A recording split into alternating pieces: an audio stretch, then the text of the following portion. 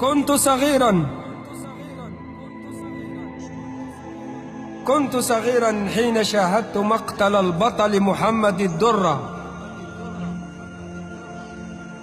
طعطعت رأسي خجلا، فكل القنوات العربية كانت تتناقل الخبر. حتى البرميل نطق اختبئ يا درة، فأنت شهيد بالفطرة.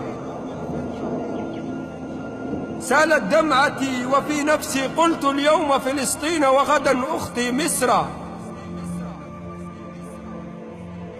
وفي تلك اللحظة لم أكن أعلم أن العرب كانوا حجرا.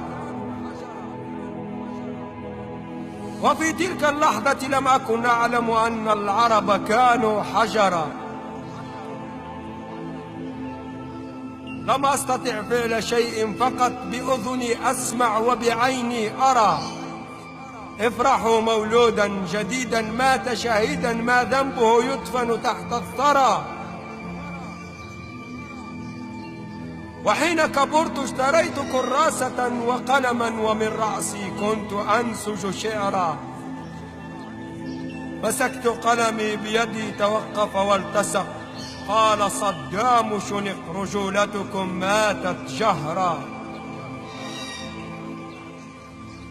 حين كبرت اشتريت كراسة وقلما، ومن رأسي كنت أنسج شعرا. مسكت قلمي بيدي توقف والتصق، وقال صدام شنق رجولتكم ماتت جهرا. فوجئت بالبكاء، سحاب غريب لبدت سمائي، للأسف لم ينزل المطر.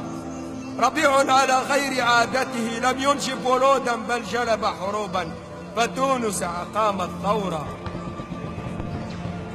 وشمعة ليبيا انطفأت وذكريات الماضي اختفت.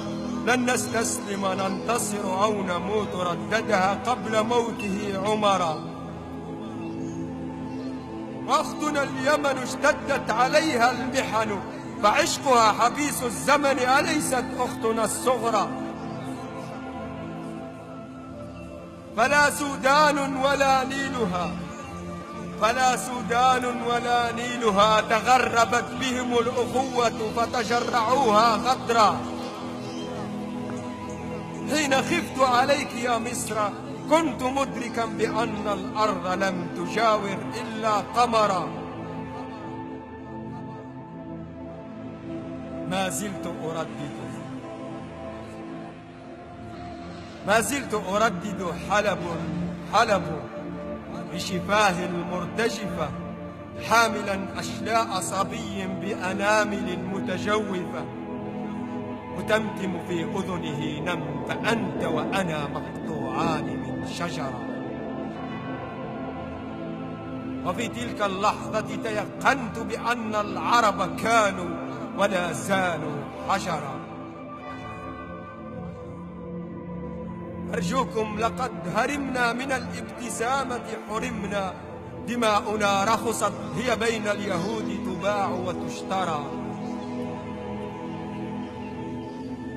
لا تعطوني سلاحا، لا أريد قتل أخوتي برصاصاتي غدرا. فقد اتركوني أكتب بأن العروبة اغتصبت، وسأظل أكتبها حتى يجف الحبر. لا تعطوني سلاحا، لا أريد قتل أخوتي برصاصاتي غدرا. فقد اتركوني أكتب بأن العروبة اغتصبت، وسأظل أكتبها حتى يجف الحبر.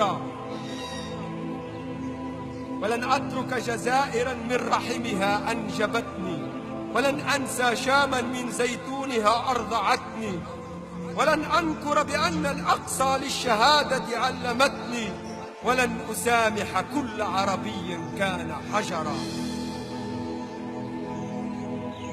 نحن لم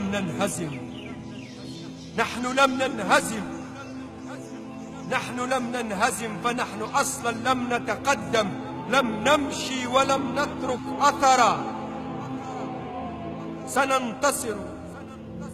سننتصر كما قال نبينا، آل ياسر صبرا.